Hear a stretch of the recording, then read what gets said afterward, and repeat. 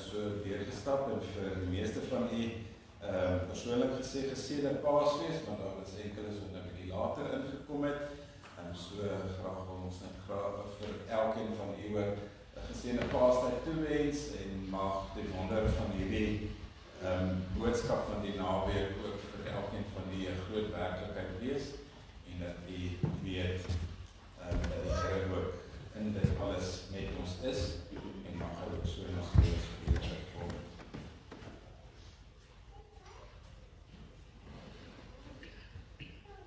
Wees hier aanwesig, woord wat aan ons gegee is, sodat ons u met hart en siel kan hoor. Amen. Gemeente, genade en vrede vir julle van God die Vader, wat sy seun vir ons gestuur het. En genade en vrede vir julle van Jesus, die seun wat sy lewe vir ons gegee het. En genade en vrede vir julle van die Heilige Gees, wat ook die geloof in ons werk.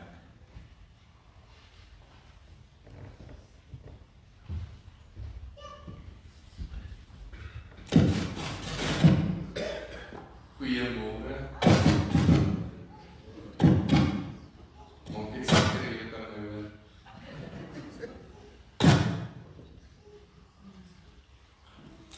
Ek wil julle graag nooi om julle oop te maak en saam te luister na hierdie geluide nie.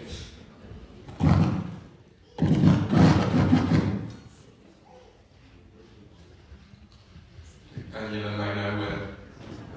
Wil julle graag nooi om julle oop te maak en saam te luister na die woorde van Johannes 19 en eintlik julle self daar te posisioneer in die verwarring van die disippels en Jesus se volgelinge, soos wat hy oorgelewer word om gekruisig te word.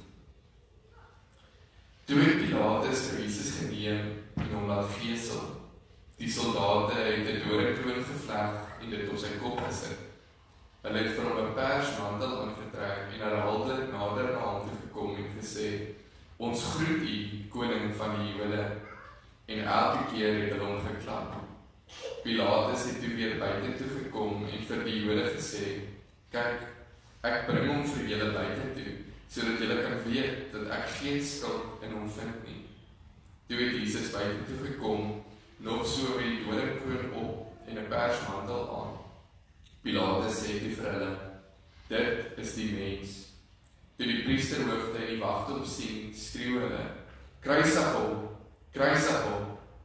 Vat julle hom en kruisig hom," sê Pilatus daarop vir hulle, "want ek vind geen skuld in hom nie." Die Jode sê toe vir hom: "Ons het 'n wet en volgens die wet moet hy dood, omdat hy hom as die seun van God voorgedoen het." Toe het hy hom op hulle versoek oorgelewer om gekruisig te word en hulle het Jesus weggeneem. Jesus het self sy kruis gedra en uitgegaan na Kobbeenplek toe, soos dit genoem is in Hebreëus Golgotha. Daar het hulle hom gekruisig en saam met hom 2 ander, een aan elke kant, met Jesus in die middel. Pilatus het ook 'n opskrif geskrywe en dit aan die kruis gesit. Daar het geskrywe gestaan: Jesus van Nasaret, die koning van die Jode. Baie van die Jode het hierdie opskrif gelees, omdat die plek waar Jesus gekruisig is, naby die stad was. Die opskrif was in Hebreëus, Latyn en Grieks. Die priesterhoofde van die Jode het toe vir Pilatus gesê: "Moenie skrywe die koning van die Jode nie, maar skrywe, hy het gesê, ek is die koning van die Jode." Pilatus het vir hulle gesê: "Wat ek geskrywe het ek geskrywe." Toe die soldate Jesus dan gekruisig het hulle sy boklere gevat en dit in 4 dele verdeel, vir elke soldaat 'n deel. Hulle het sy onderkleed gevat. Dit was sonder naad van bo af in 1 stuk geweef. Hulle sê toe vir mekaar: "Ons moet dit nie skeer nie. Kom ons dood wie dit moet kry."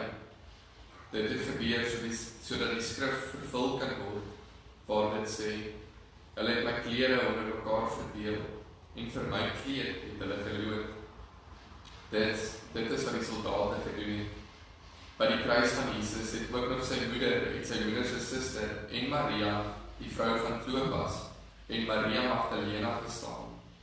Toe Jesus sy moeder sien en die disipel vir wie hy baie lief was, wat by haar staan, sê hy vir haar, daar is die seun.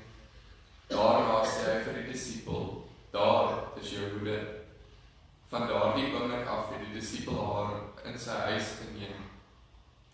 Hierna het Jesus met die wete dat alles klaar volbring is, sodat die skrif vervul kan word gesê, ek is dors.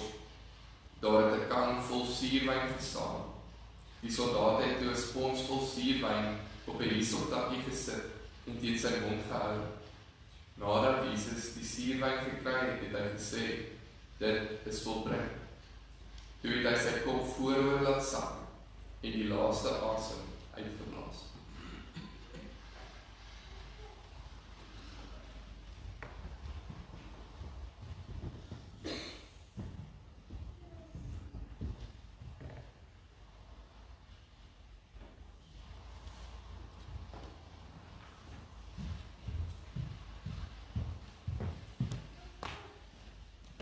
Kom ons staan en dan sing ons lied 396.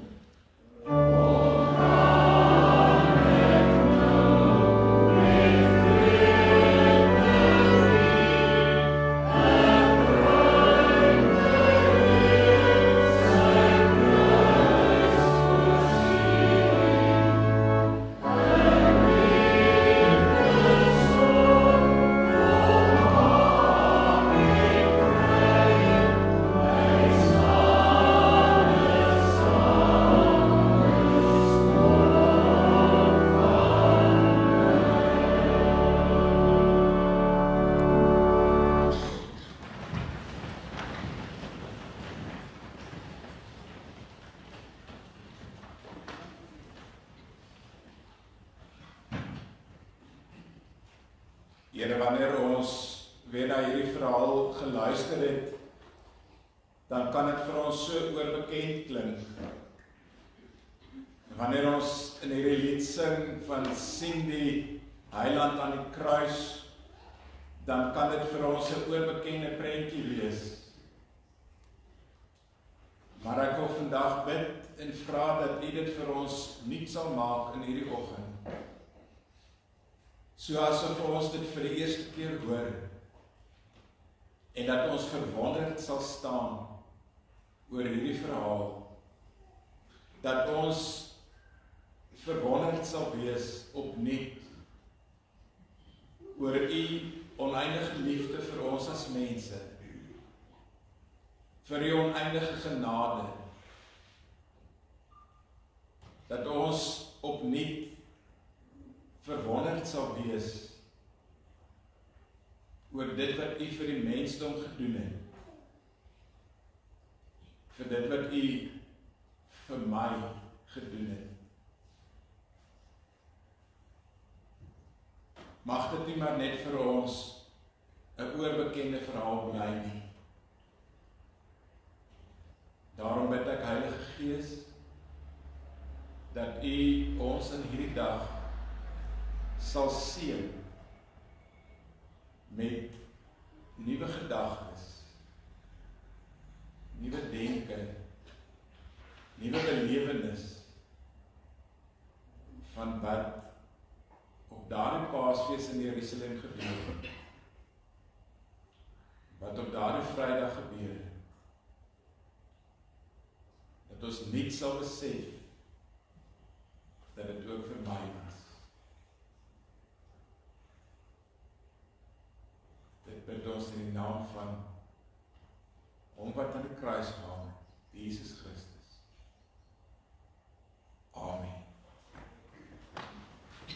Kom ons lees Psalm 22. Ons gaan die hele Psalm lees.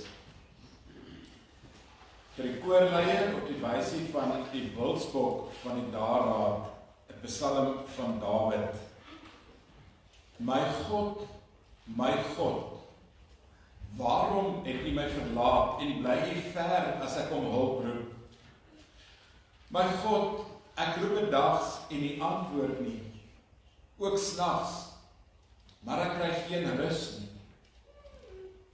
U is tog die Heilige wat woon, waar die lofsange van Israel weer klink. Op u het ons voorvaders vertrou. Hulle het vertrou en u het hulle gered. Hulle het na u om hulp geroep en hulle is bevry. Op u het hulle vertrou en hulle is nie beskaam nie. Maar ek is 'n wurm, nie 'n mens nie. Ek word deur die mense bespot en deur die volk verag. Almal wat my sien, spot my. Hulle steek vir my tong uit en knik met voldoening die kop en sê, laat dit aan die Here oor. Laat hy hom red, laat hy hom bevry, as hy dan so baie van hom hou. Jy het my die eerste lewenslig laat sien, my veilig laat rus aan die bors van my moeder. Van my geboorte af is ek onder u sorg. Van die begin van my lewe af is u my God. Moet tog nie so ver van my af wegbly nie, want die nood is naby en daar is niemand wat help nie. 'n wreedaardige klomp mense het my omsingel, soos beeste uit Basan staan hulle my toe. Soos verskeurde brullende leeu's of verskeurende brullende leeu's storm hulle met oop bekke op my af. Ek is soos uitgestorte water. Al my bene het uitmekaar geval. My hart het soos was geword. Dit smelt weg in my. Ek is so min werd soos 'n potskerf. My tong kleef aan my verhemelte. U laat my lê asof ek dood is. Soos honde omsingel hulle my. Die bende misdadigers sak op my toe. Hulle bind my hande en voete vas. Al wat been in my is, kan ek tel. Hulle kyk na my met leed vermaak. Hulle verdeel my klere onder mekaar en trek loetjies oor my mantel. En u, Here, moet tog nie so ver bly nie. Bron van my krag.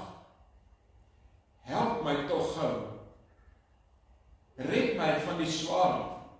My kosbare lewe uit die mag van die honde.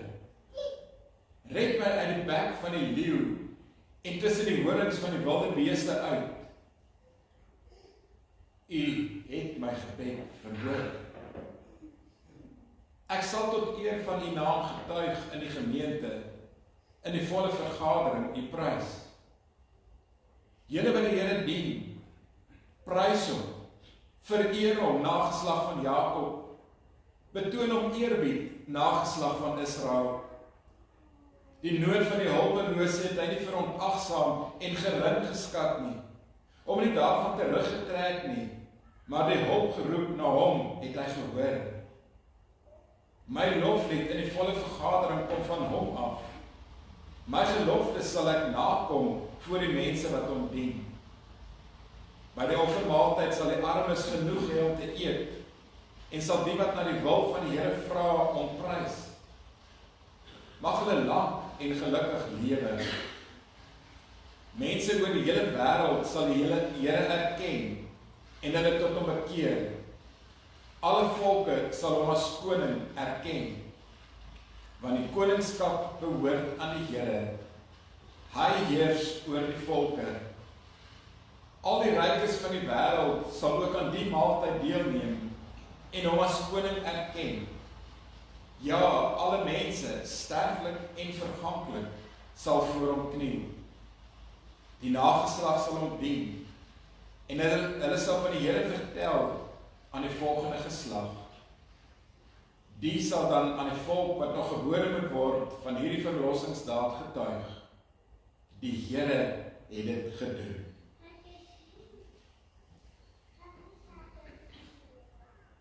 Ek dink min van ons het al diep uit ons binneste roukrete van droefheid uitgeskree.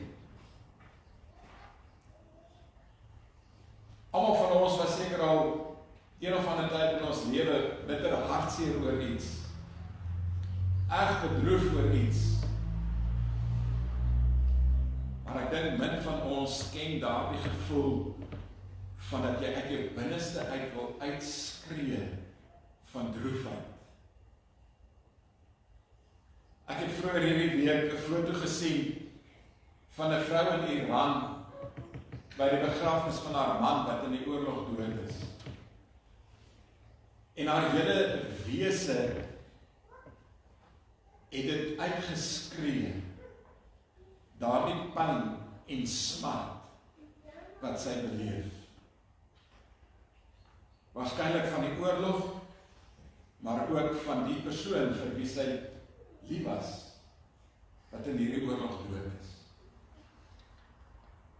Min van ons kan met so 'n intense pyn en droefheid in ons binneste identifiseer. Maar dit is die tipe seer en die roukrete uit hierdie bidder van Psalm 22 se hart uit, as hy sê, my God, waarom het U my verlaat? Hierdie Psalm bestaan uit 2 dele. Aan die een kant 'n weerklag, ons noem dit ook 'n lament, en aan die ander kant 'n lofprysing. En die opskrif van hierdie Psalm stel voor dat hierdie lied gesing moet word op die melodie van die wilsbok van die dageraad. Nou, ek dink nie Robert of enige van ons ken hierdie melodie nie, maar dit was 'n melodie, 'n bekende melodie, waarskynlik in daardie tyd, en die bidder sê dan maar hierdie lied moet op daardie spesifieke melodie gesing word. En nou weet ons, wat is die dageraad? Dit is vroegoggend, wanneer nag in dag verander. Wanneer die vroeë oggendskynsel die donker van die nag verdryf. Dit is ook die tyd wanneer die wilsbok se grootste vrees van gejag word in die nag verdwyn, omdat die roofdiere dan gaan slaap na die nagse jag. So die opskrif van hierdie lied simboliseer dan ook iets van die oorgang van die klag na lofprysing toe, van donker na lig. Hierdie bidder gee nie die rede oor hoekom hy so God verlate gevoel het nie. Maar wat wel baie duidelik uit hierdie lied uitkom, is dat hierdie klag, soos die meeste ander klaagliedere in die Bybel, begin met 'n uitroep van 'n intieme verhouding tussen die bidder en God. En daarom sê hy 2 keer, my God, my God. En dan volg die klag onmiddellik. Waarom het U my verlaat? Dis eintlik meer van 'n beskuldiging. U moes dit nie gedoen het nie. Hoekom bly U so ver van my af? Hoekom bly U buite hoër afstand? Hoekom is U afwesig in my lewe?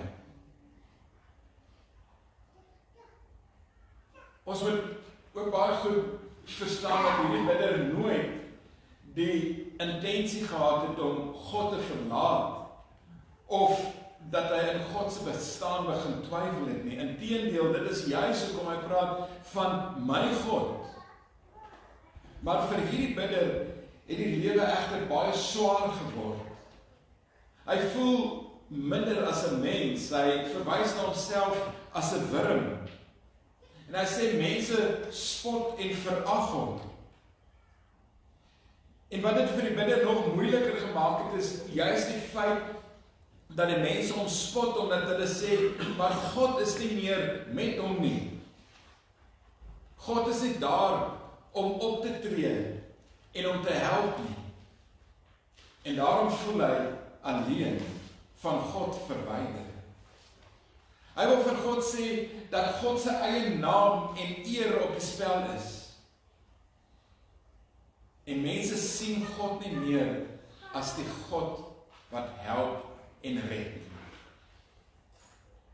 En dan brei hierdie bidder verder uit oor sy lewensomstandighede, oor die ellende in sy lewe. Hy sê sy bene val uit mekaar uit. Hy sê op 'n stadium sy bene kan een vir een getel word. Dit wys net liggaamlik het dit vir hom gevoel hy's besig om te vergaan.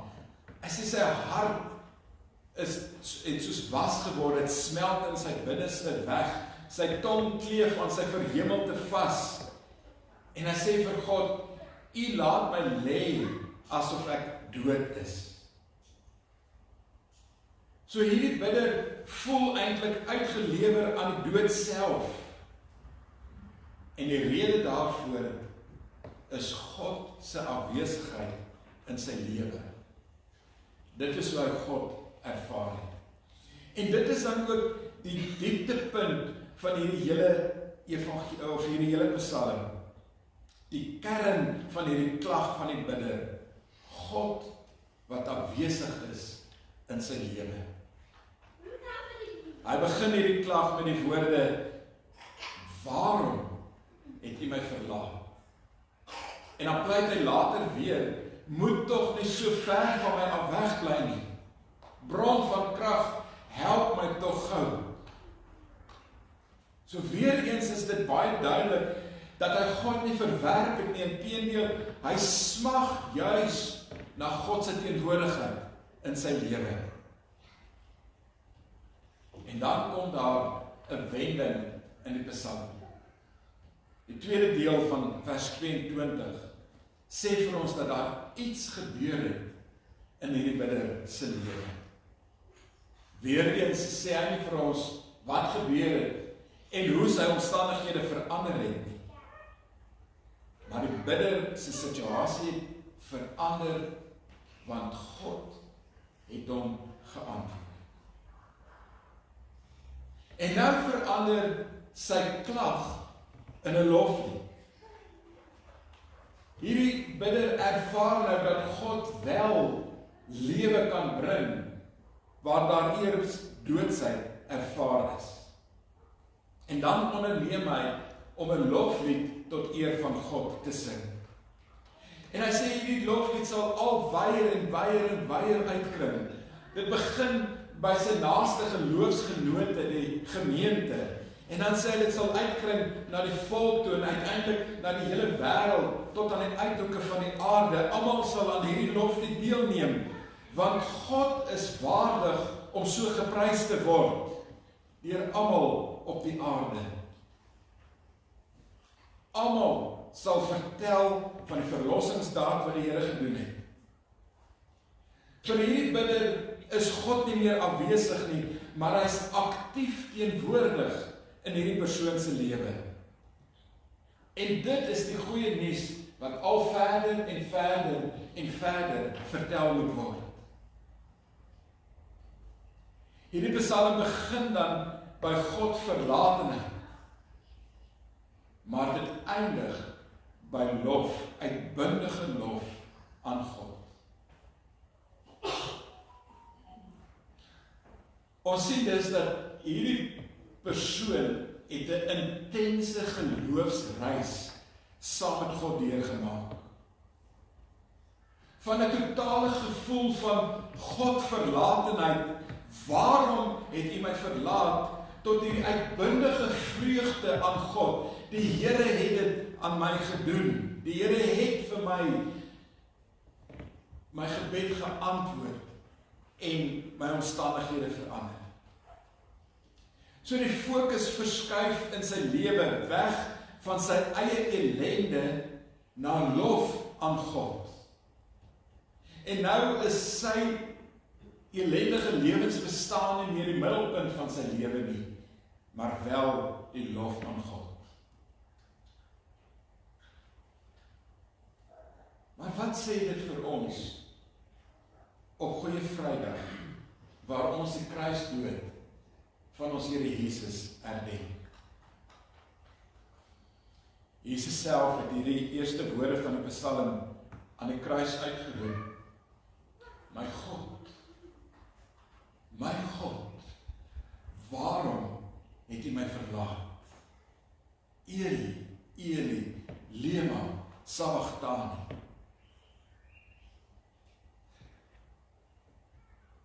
Maar toe Jesus daardie woorde aan die kruis uitgeroep het, was dit nie bloot woorde van selfbejammering of 'n kreet van liggaamlike pyn nie. Dit was Jesus se uitroep na God self, terwille van God se naam, terwille van God se trou, terwille van God se beloftes, dit alles waaroor Christus kom getuig het, dit moet daar aan die kruis bewaarheid word. En daarom is dit Jesus se grootste intensie dat God die Vader saam met hom aan die kruis sal wees. Terwille van die eer van die Vader.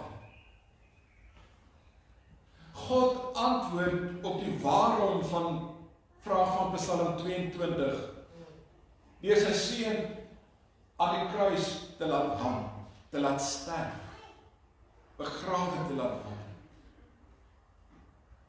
Maar as we besef, in die lyding van die seun, ly die Vader ook.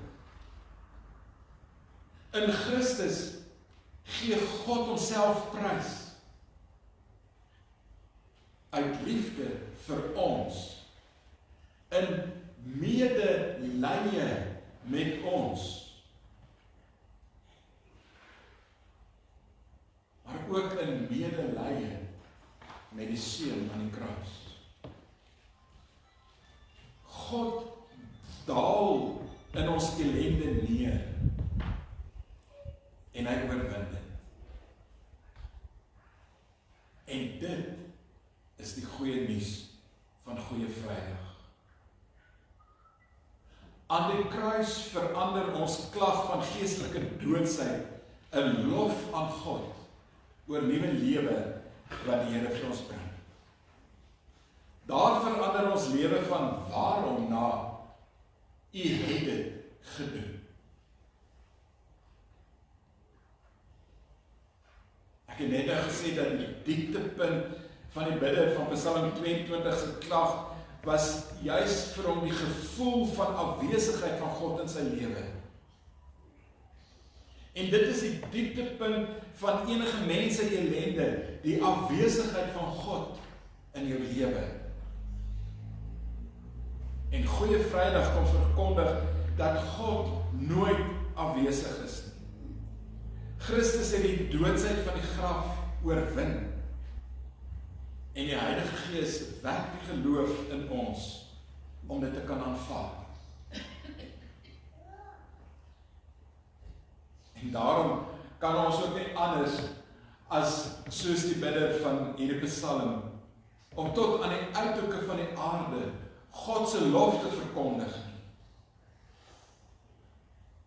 En wanneer ons dan vandag weer 'n keer hier aan die Here se tafel gaan aansit, dan verkondig ons op so 'n manier ook sy lof. En kan ons vandag saam met vers 27 ook sê, by hierdie nagmaalstafel, by die offermaaltyd sal die armes genoeg hê om te eet, en sal die wat na die wil van die Here vra, om prys.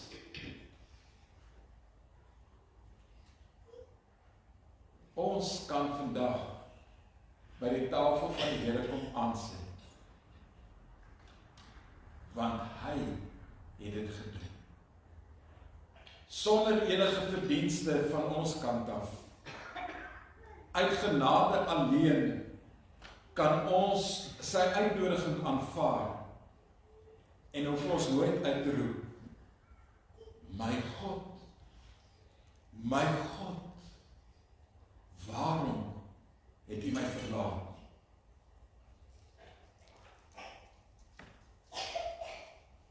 Ek het aan die begin verwys na hierdie foto wat ek gesien het van die vrou met die pyn wat uit haar hele wese uitskree. Miskien is daar vanoggend iemand wat daarmee kan identifiseer. Miskien is daar vanoggend iemand wat hier sit, iemand wat na hierdie diens luister, wat baie goed is daarmee om 'n masker op te sit.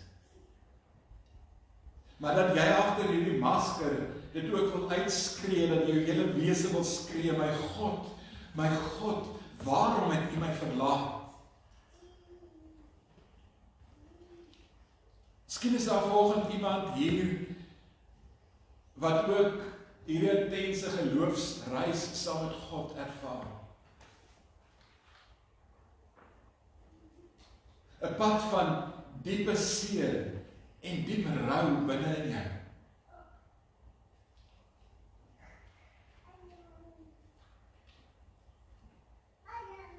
Mag jy ook dan by hierdie punt kan uitkom, waar jou klag kan verander in 'n lof.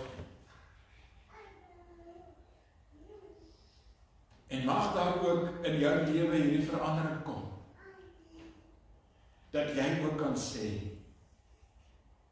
U het dit vir my gedoen. U het dit vir my gedoen aan die kruis. En vanoggend kom herinner die nagmaal vir ons, U het dit gedoen. Christus het dit vir ons elkeen gedoen.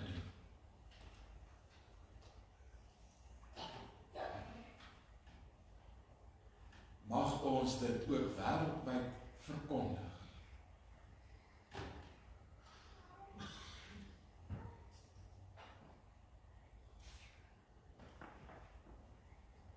Here, in hierdie oggend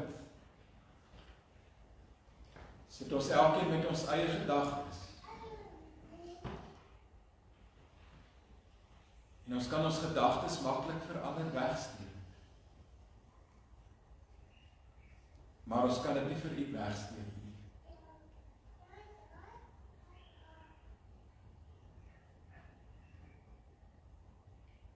Dankie dat U ons gedagtes ken in hierdie oggend. Dankie dat U die stilte in hierdie diens vanoggend ken.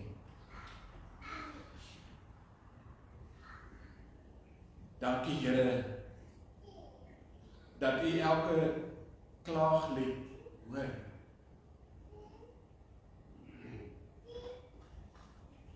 Dankie dat ons ook kan vertrou, dat ons elkeen ook kan sê, U het dit gedoen.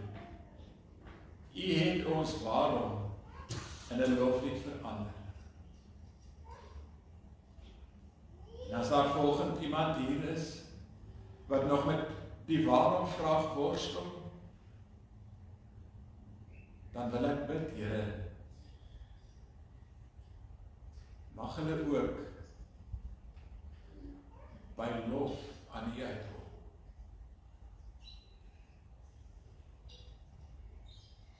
Dankie dat U ons op 'n geloofsreis neem. En dat U die geloofsreis saam met ons stap. Dankie dat ons op hierdie goeie Vrydag die goeie boodskap kan hoor van 'n God wat in ons waaroms ingedaal het, wat in ons diepste seer ingedaal het,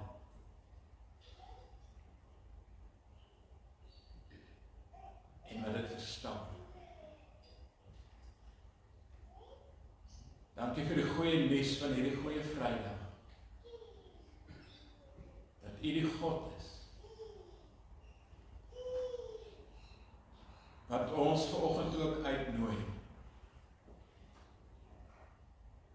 om ons waaroms voor U te kom neerlê, en U daarmee te vertrou, sodat ons ook in uitbundige lof teenoor U kan getuig van die groot genade vir ons elkeen. Dankie Here, dat ons ook vanoggend by hierdie nagmaalstafel kan kom aansit. En dat ons ook vanoggend saam met hierdie bidder kan sê, dat by hierdie tafel word ons gevoed. By hierdie tafel het ons oor genoeg om te eet. En by hierdie tafel kan ons U prys. Want dit is 'n offermaaltyd wat U vir ons elkeen gee. Daarvoor dank ons U. Amen.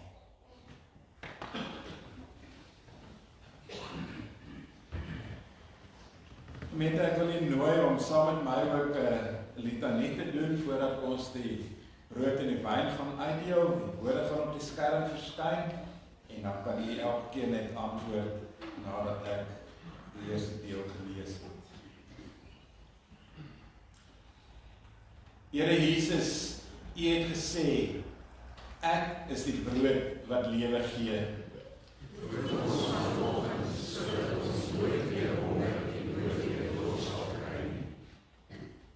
Here Jesus, U het gesê, ek is die lig vir die wêreld.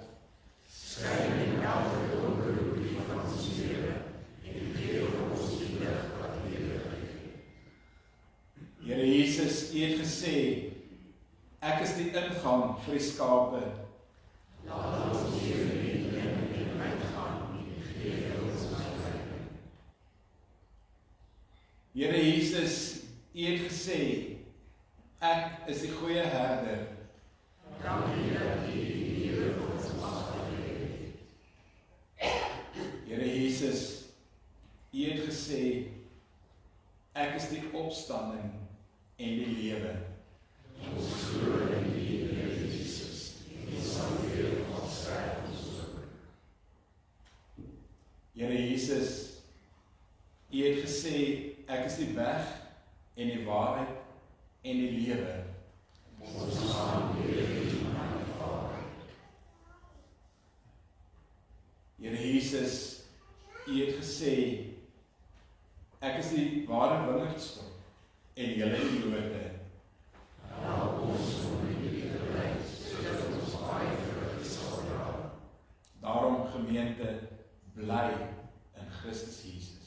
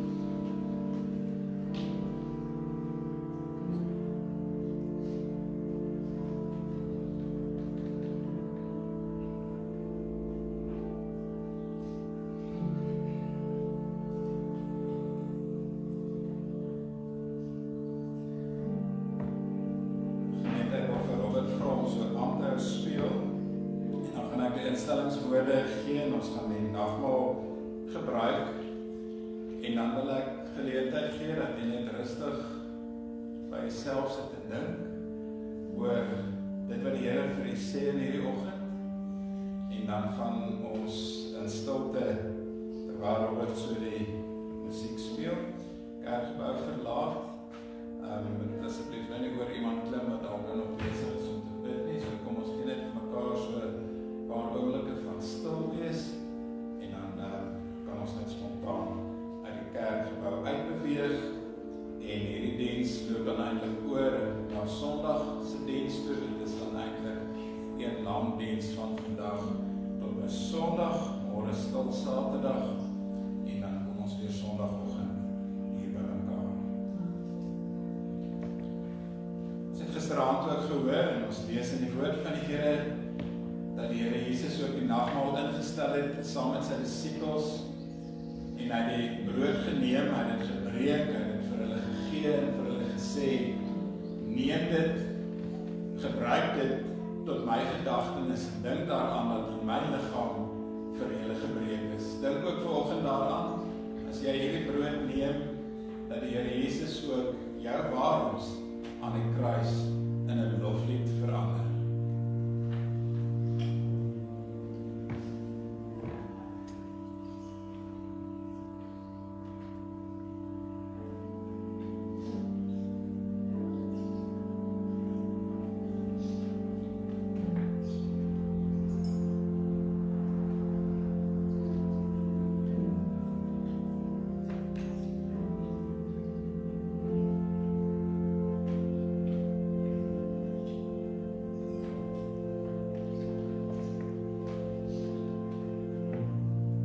Jesus het ook die beker geneem en dit vir sy disippels gegee en gesê, dit is my bloed, gebruik dit tot my gedagtenis, dink daaraan dat my bloed vir julle gestort is tot volkome versoening van al julle sonde. As jy vanoggend hierdie wyn drink, dink daaraan dat Jesus se bloed aan die kruis gestort is om jou waaroms ook in lof te verander.